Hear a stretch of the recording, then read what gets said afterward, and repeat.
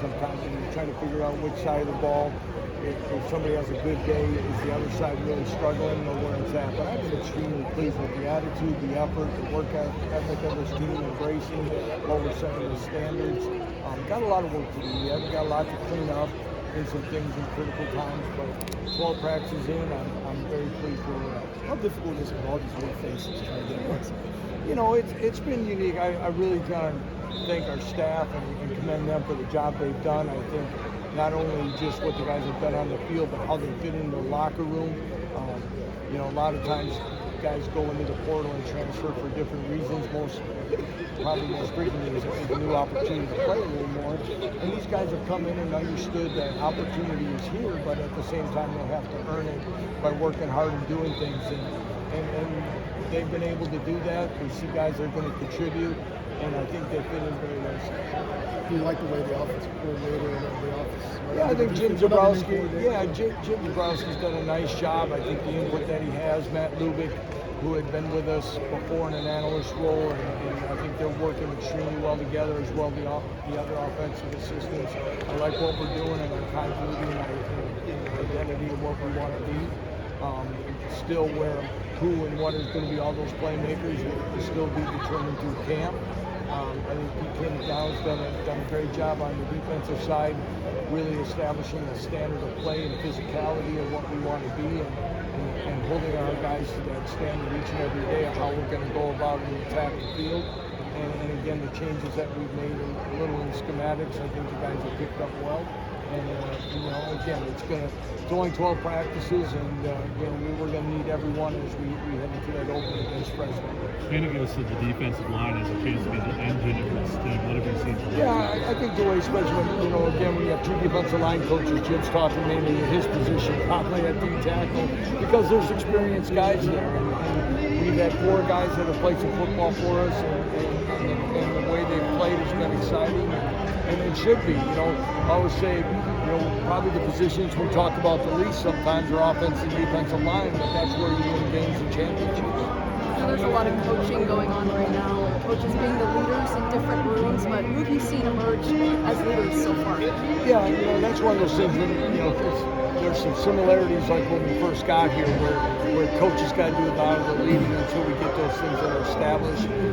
Again, a lot of the new guys coming here are just trying to figure out routine and expectations.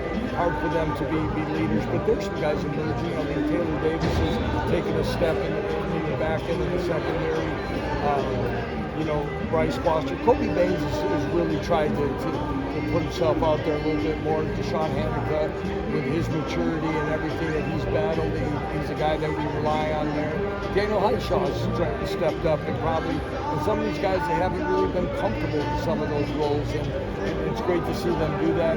You know, Jalen's really hasn't done a whole lot this spring, but you know, Cole Ballard, as we've talked many times before, has great leadership qualities and has that charisma that instantly gives guys in the locker room that kind of respect when he speaks. So I think we're pretty good there.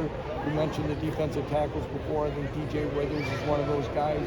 Dean Miller missed some time with illness, but he's worked hard there. We're going to continue to work on, Bengali Kamara is probably one that's going to need to step up vocally for us at that second level position.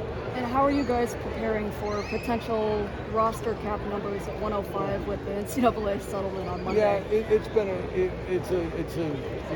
I know Chris has talked about it over in Manhattan, and we're still looking for that direction as we get closer and closer with everything being settled.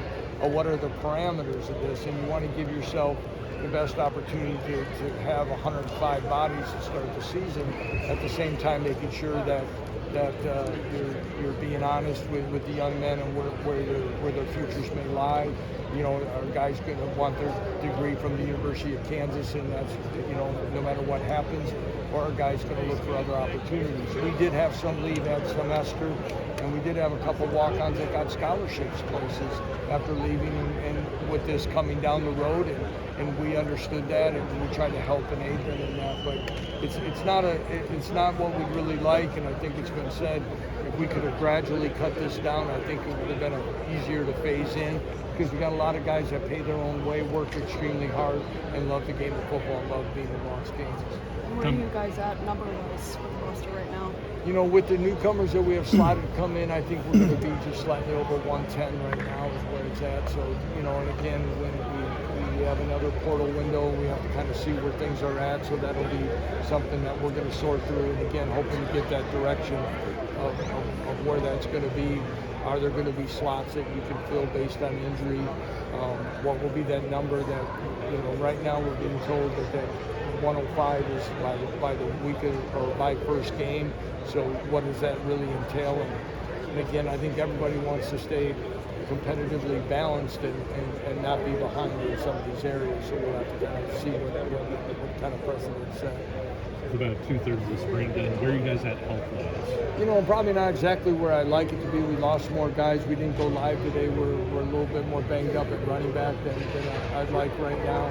With about 3-4 guys out. So, but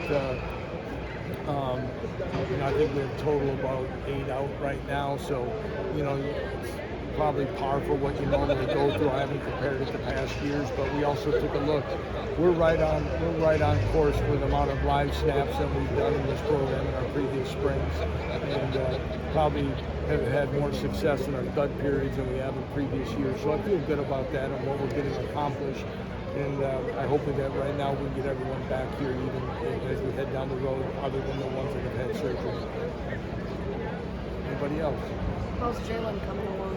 Jalen's coming along well. He's starting to throw more and do some things, moving around. He's getting anxious, I can tell. But I tell you what, you know, unfortunately, you know, we all know the road he's kind of gone through.